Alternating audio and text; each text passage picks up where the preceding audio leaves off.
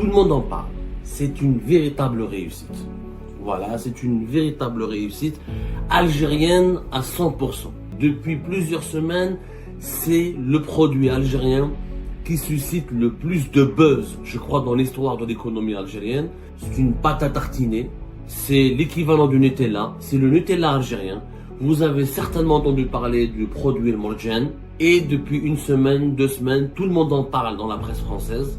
BFM, RMC, les quotidiens français. La société algérienne, à l'origine de la fabrication de cette pâte à tartiner qui s'appelle le Morjan, n'a pas dépensé 1 centime pour faire de la publicité.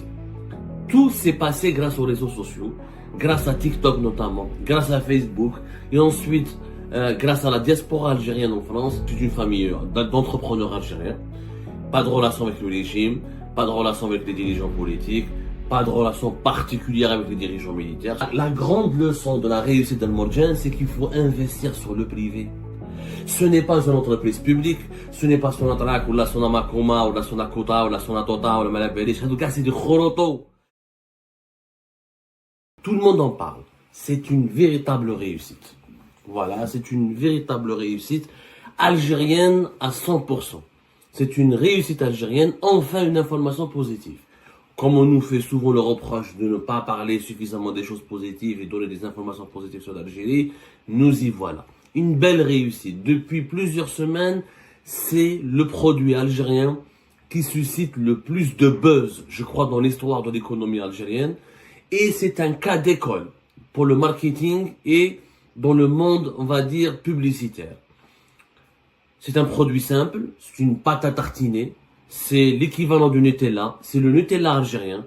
Vous avez certainement entendu parler du produit El Morjan, de cette pâte à tartiner qui s'appelle le Morjan. Le Morjan qui fait un carton énorme depuis le début de cet été 2024.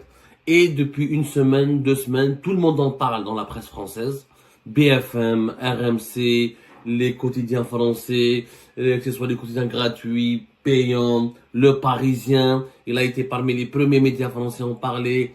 La presse française s'étonne, s'enthousiasme et même s'exclame face à ce succès extraordinaire d'un produit qui vient de l'Algérie.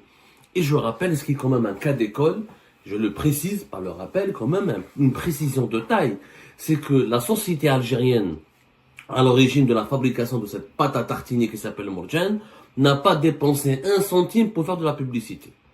C'est quand même incroyable. C'est peut-être l'un des rares, il y a eu d'autres exemples, je crois qu'il y a d'autres produits comme ça dans l'histoire de l'humanité, hein. En tout cas, dans l'histoire de l'économie algérienne, jamais on a eu un produit qui a eu autant de succès sans que son fabricant ne dépense 1 seul centime. Et l'entreprise qui est à l'origine de la fabrication, qui est le fabricant de cette pâte à tartiner El Morjan, n'a pas dépensé 1 euro ou 1 dinar pour faire de la publicité. Elle n'a rien demandé.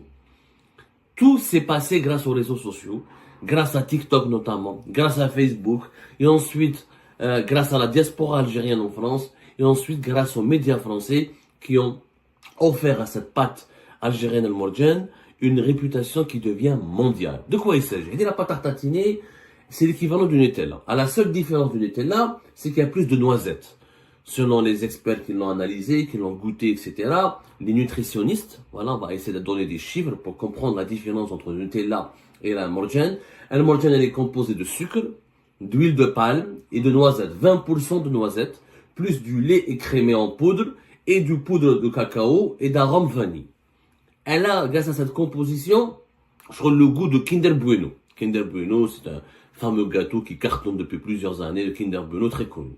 Donc, c'est le fait qu'il y ait des noisettes, 20%, alors que ce Nutella, selon le nutritionniste, il n'y a que 13%. Elle est plus forte en noisettes. Et il y a du lait écrémé en poudre, plus de la poudre de cacao et de l'arôme de vanille. C'est une recette qui a été donc inventée par cette société algérienne qui s'appelle C'est Bon. Alors, cette entreprise algérienne, elle est quasiment méconnue. Personne n'a entendu parler de cette entreprise. C'est une entreprise privée familiale.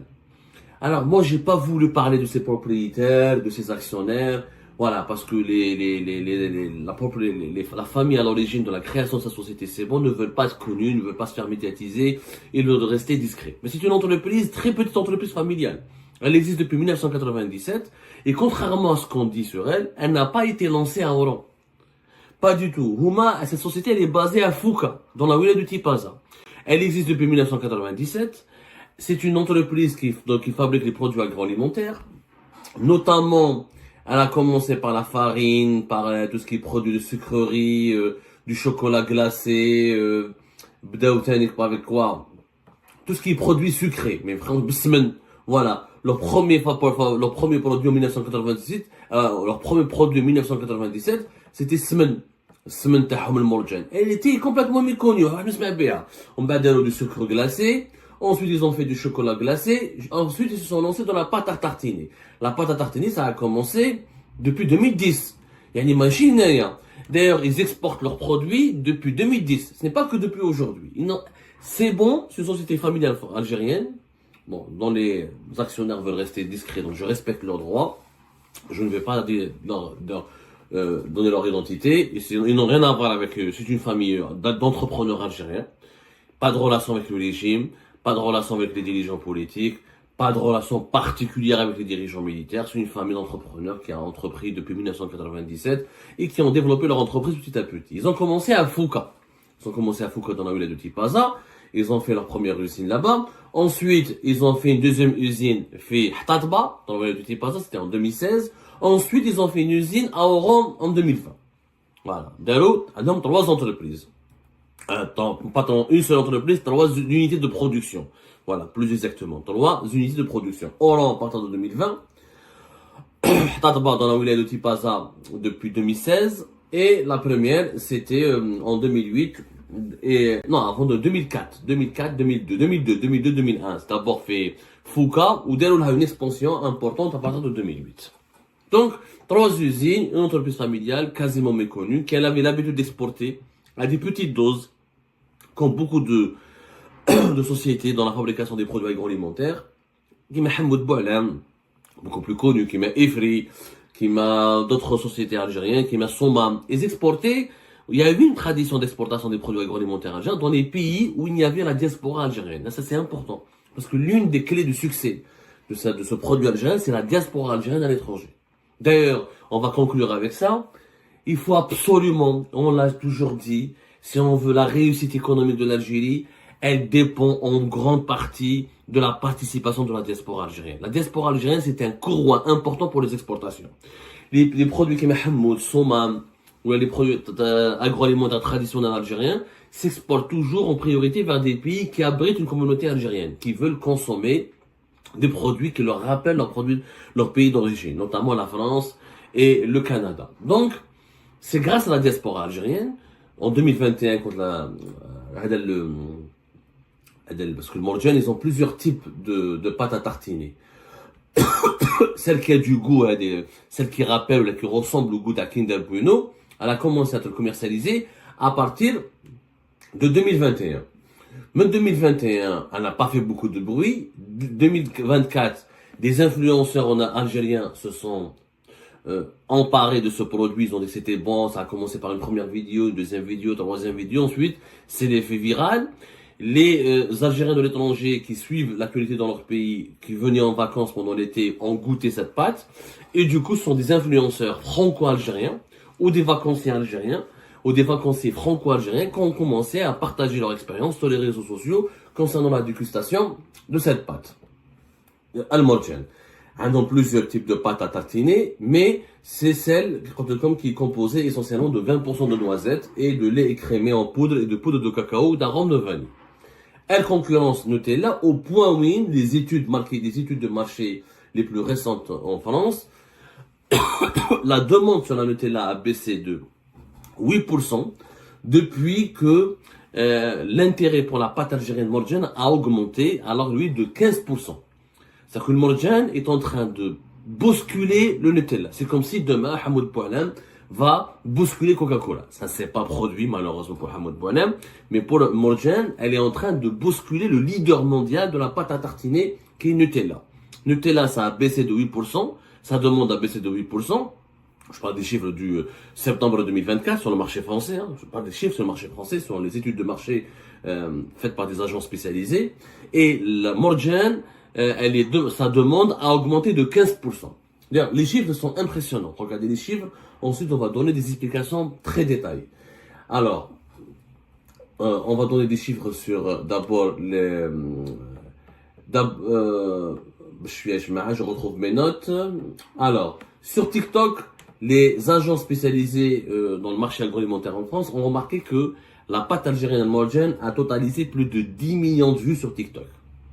10 millions de vues pour les vidéos liées à Al-Morjan en France, sur le TikTok de France. On n'a pas comptabilisé les vues sur le TikTok en Algérie.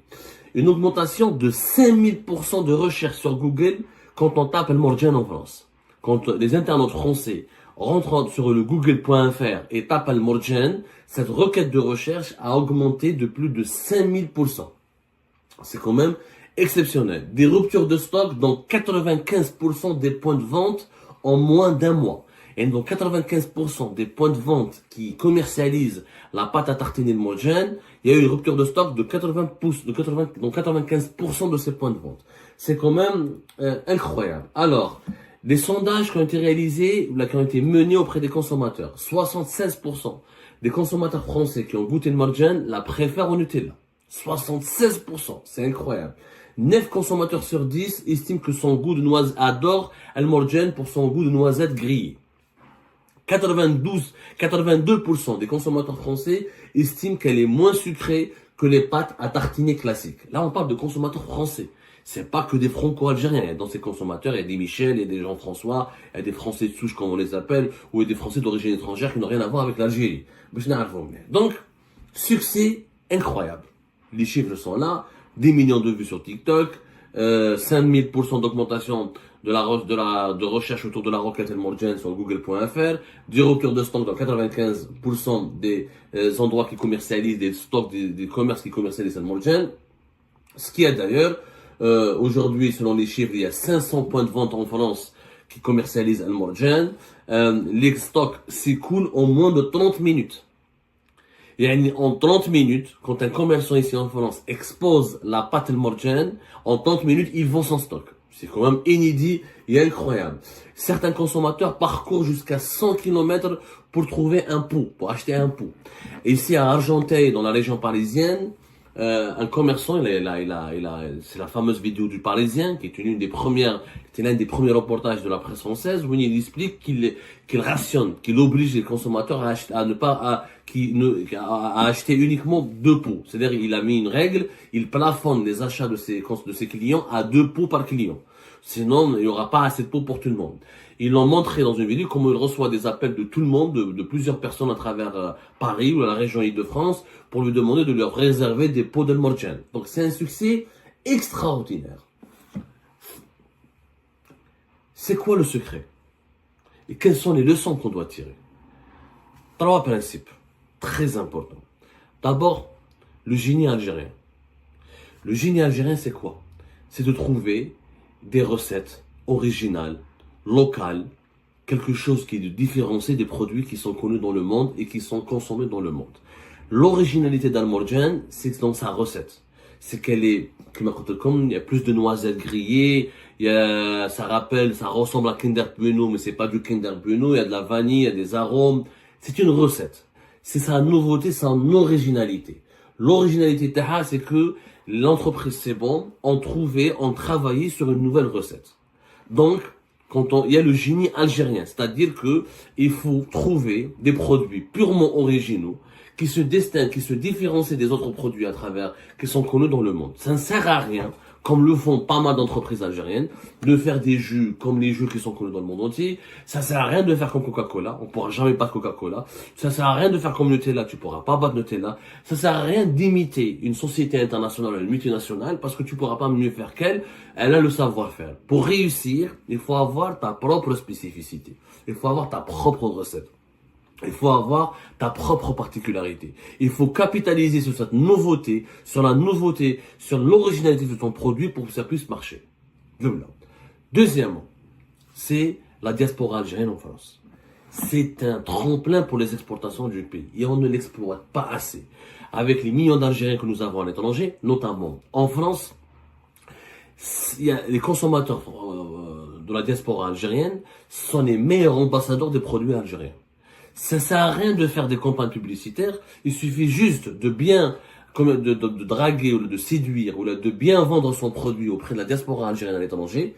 Et si cette diaspora, si elle aime ce produit, si elle adopte ce produit, comme c'est le cas de Pat El Morjan, elle va se charger elle-même du fait du marketing, de la publicité et de le diffuser. Après, c'est le bouche à oreille. Les Algériens à l'étranger adorent consommer. On est tous, quand on habite à l'étranger, notre pays nous manque. Et on veut toujours manger quelque chose de local, d'algérien, qui nous rappelle la nostalgie du pays, qui illustre, qui répond à un besoin de nostalgie du pays. Il faut capitaliser sur cette diaspora algérienne.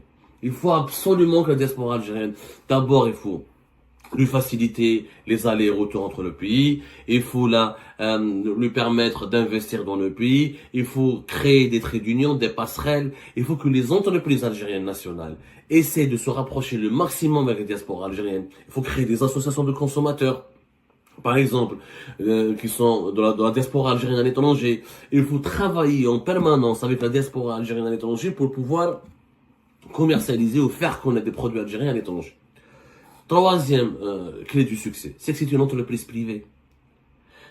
Donc la grande leçon de la réussite d'El Morjan, c'est qu'il faut investir sur le privé. Ce n'est pas une entreprise publique, ce n'est pas son Atrak ou la son Amakoma ou la son Akota ou la son Atota ou la Malabelish. En tout cas, c'est du Khoroto. Le secteur public, il faut l'oublier. L'innovation, la réussite, le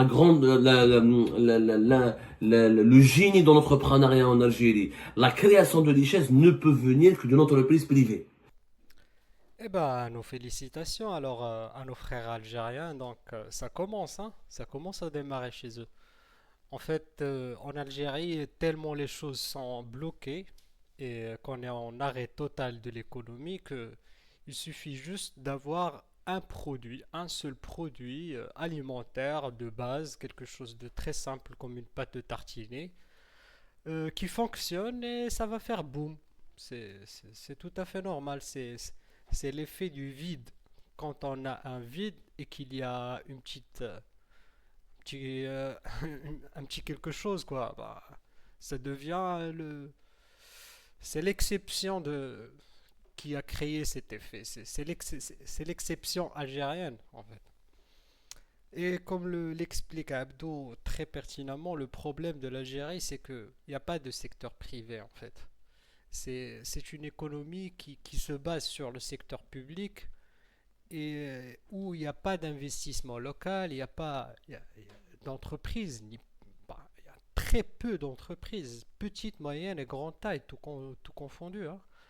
Et c'est ça le problème quand on est à 100% ou presque à 100% dépendant des importations. Parce que l'Algérie, on produit rien, le marché local n'est même pas satisfait. Donc, parle même pas de l'exportation ici, les gars. Donc, c'est ça le problème, en effet. Bon, en Algérie, il y a pas d'entrepreneuriat. C'est ce qui manque le plus en Algérie. On parle même pas de voitures, ou d'avions, ou d'industrie lourde, ou de vrais machins quoi, pour l'exportation, mais on parle juste de produits manufacturiels, de l'industrie manufacturielle, des produits agroalimentaires pour la consommation. C'est banal, quoi. On va pas en faire toute une histoire, mais c'est tellement les choses sont en blocage en Algérie que juste une petite histoire de pâte à tartiner, ça fait le succès et ça fait le buzz. Parce qu'il n'y a rien. Et c'est vraiment triste et lamentable. Mais aussi, il faut rendre à César ce qui appartient à César. Et on dit bravo à cette entreprise algérienne qui a réussi à produire un produit bon, à son échelle, oui, mais c'est quand même un succès. On peut dire un succès à son échelle dans le marché algérien. Et pourquoi pas avec. Parce que quand on dit qu'on va battre Nutella, faut se calmer, hein. Il y a peut-être un petit buzz, quelques petites vidéos sur TikTok, et du bouche à oreille, de l'excitation, un produit algérien, comme quoi l'Algérie ne produit rien et jamais nous a donné quelque chose de nouveau. Ah bah voilà, il y a une exception. C'est ça l'effet qui existe dans cette histoire. Mais quand même, ça reste positif, hein. Je suis pas en train de dénigrer, mais je suis juste en train de mettre les choses dans le bon contexte. Donc voilà, pour moi c'est bien, c'est bien. Ça reste un bon effort. Et on encourage les Algériens à travailler, à bosser. C'est ce qui fait la richesse, les gars. Il faut bosser, il faut travailler, il faut créer, il faut avoir de la valeur ajoutée. C'est comme ça qu'on crée un État et une économie. Et nos encouragements encore une fois. Et je vous remercie pour avoir suivi la vidéo jusqu'à la fin, comme d'habitude. Et à la prochaine. Au revoir tout le monde.